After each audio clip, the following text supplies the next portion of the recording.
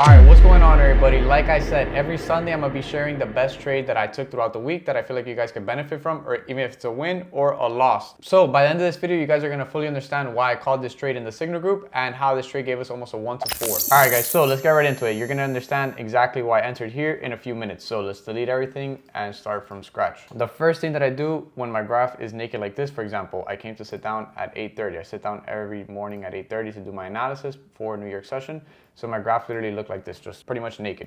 So the first thing that I do is mark my highs and low of day. So the high and low of day, the key for this is it's going to be one previous trading day than the one we're trading from. So if we're trading on Wednesday, it's going to be coming from Thursday. And another key rule for this is it has to be between Frankfurt and New York session. It cannot be out of session or Asia session, and it cannot be, like for example, out of session. It has to be a price in session in between these sessions right here. So the high of day is this point right here. This is the highest point between Frankfurt and New York. So this is the high of day, and then we have the low of day down here. So we mark this as low of day.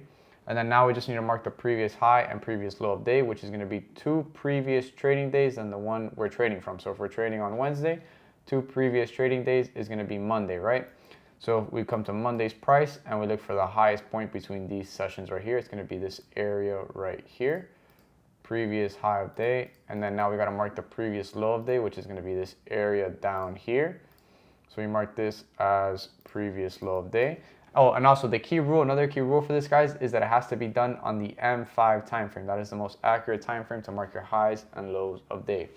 So once we got that marked, let's do a top-down analysis and let's break this down for you guys. Now notice this, right? Notice how price is giving us this, like it looks like we got this big push to the downside. And then now the price is pulling back, right? But let's break this down. This is not random. So if you look at this here, this weekly supply that's right here, notice how price touched this weekly supply right here and gave us a pullback. That pullback, when we touch that weekly supply, if you look at it right here, notice it right here. Once we touched that weekly supply the first time, it gave us a pullback. Where did that pullback come into? The actual area of demand that created the push into that weekly supply. So if we mark this like this, H4, and we go back to the weekly, look how this looks. Price pretty much used that weekly supply to bring us to a area of demand that created the push, and then we use that area to create another push. That push that we created, that new push, brought us into this daily supply right here. So we could get to delete this weekly, and then now we're using this daily supply up here, the one above. So we mark this as daily, and notice how price interacts off these areas. So we used it here, the weekly, and then once we use it, we delete it. And then now price tapped this area on the daily, right? And what did price do when we tapped this area on the daily? The same thing. Price pulled back into an area of demand that created the push into the supply. So if we go to H4 and we break this down, notice how when we look how exact price used this area on the daily, pretty much the exact pip, and we got this huge movement to the downside, bringing us right to the area of demand that created the push to the upside. So we mark this right here as H4. And then notice how it's the whole range right here, right? I just don't have it marked completely, but you can see from the previous contract candle from wick to wick is the demand. And then notice how price used that demand zone exactly to give us this new push to the upside. Now price is pushing up, right? So when price is bullish, price is giving these pushes and then pull back and then continuing to move. So now we're working with current price. So the next target for price that we can identify is this H4 supply right here that was created off of the daily supply. So this is the next target for price right here, this H4 supply right here. And then once we break past this area, we'll look for new targets for price coming from the left, but this is the next area up here. So keeping that in mind, right? Now we mark this area here. Look at this H4 demand right here. We mark this like this, H4 demand, and then H1 is in confluence. So if we go like this, notice how the H4 demand is in confluence with the H1 demand right here, right? So this is H1 demand right here. And then notice how price taps this area exactly, pretty much the exact pip, the H4 demand. And we got this huge movement to the upside. We got this volume, a lot of volume coming off this area. But what does this price do? Because this is not random. So if we just break this down a little bit more, notice this area of demand on H1. Let me make this a little bit bigger. Notice this area of demand right here on H1 that was created after we touched the H4.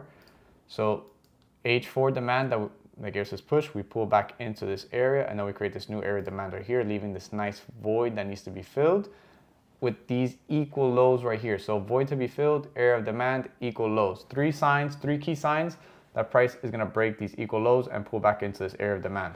So keeping that in mind. So we need price to pull back to this area of demand, so then continue to move to the upside. So we're looking for something like this, right? We're looking for price to pull back here and then continue to move to the upside. So keeping that in mind, what else could we see on the H1? Let's break this down very specifically. Look at this H1 supply right here, this previous contract candle before this push. And then notice how price created a new area of supply right off of that right here, this H1 supply right here. And then if we just break this down even more, we go to the lower time frames like M15. Let's check this out. So this is our main target for price, right? This H1 demand down here. Now we need a supply to take us down. If we go to M5, because M15 is not so clear, that's why we do a top-down analysis. If we go to M5, we are presented with this when we come to trade. Notice how we have this area of supply off of London, right? So we have this nice area of supply off of London. And we also have this area of demand from pre-New York. But this area from demand from pre-New York, I saw it and it caught my eye, but it was not a high probability area for price to continue to move from here. Like price, I wasn't expecting price to do this simply because we have those equal lows. We have the H1 as the main demand, and we have that void that needs to be filled. So equal lows, void, and H1 demand. So this is not a high probability demand to take the buys from. So I was looking from sells from this area to continue the move for this being the target down here. What does New York do right here? This right here was key for me, and I sent a sell limit here. I'm gonna explain to you why. Notice how price off of this M5 supply from London creates this new M5 supply right here. So we mark this as M5. And then if we go to M1, notice how M5 and M1 is in confluence. So we have M1 and M5 creating this nice area of supply with nice volume coming out off of this other session supply. So notice how we have this, like it's not so clean. And then we get this nice move to the downside, creating the M5, M1 supply, the previous contract candle before the push. So I sent a sell limit right here at 8,950 with a 10 pip stop loss. So the trade was like this. Let me make the parameters. Okay, so 10 pip stop loss. So the trade looked exactly like this.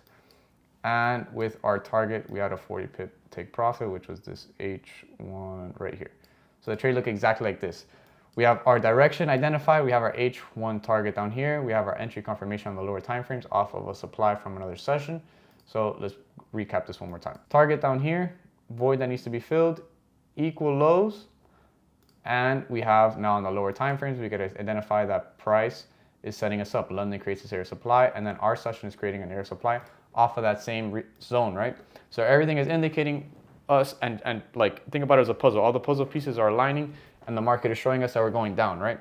So I send a sell limit right here, and then if we go to M1, and we just delete this, notice how the whole volume from the whole move this morning came from our entry point. Look at this.